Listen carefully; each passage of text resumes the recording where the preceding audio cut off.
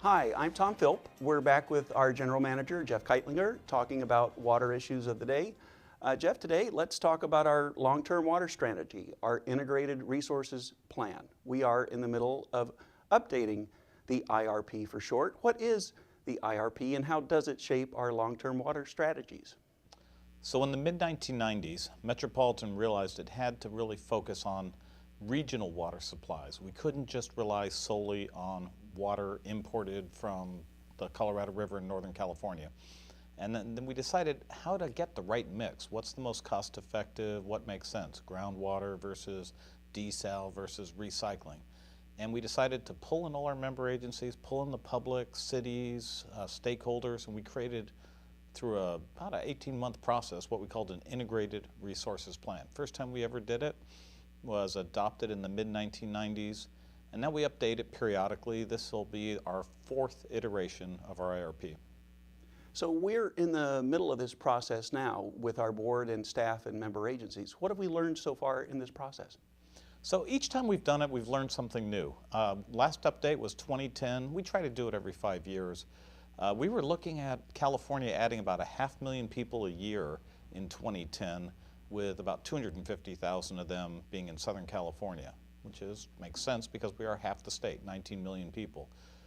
This round, it seems like growth has slowed down. We're now adding about 160,000, 150,000 people a year in Southern California, a little over 300,000 statewide. So we're seeing some slowdowns in growth. Most of this growth is indigenous, our native population here. They're having children, and so we do continue to grow.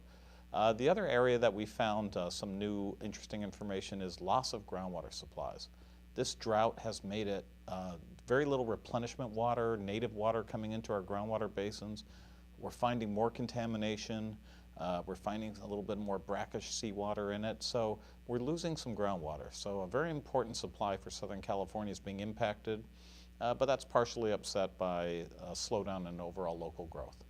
Where are we going to get the water for population growth? Is it going to come from imported supplies or from local actions? So all our growth for the last 20 years, since we did our first IRP, has been premised that as we continue to grow, we're going to take care of that with local supplies. And in 1990, we imported 2.4 million acre feet for 14 million people.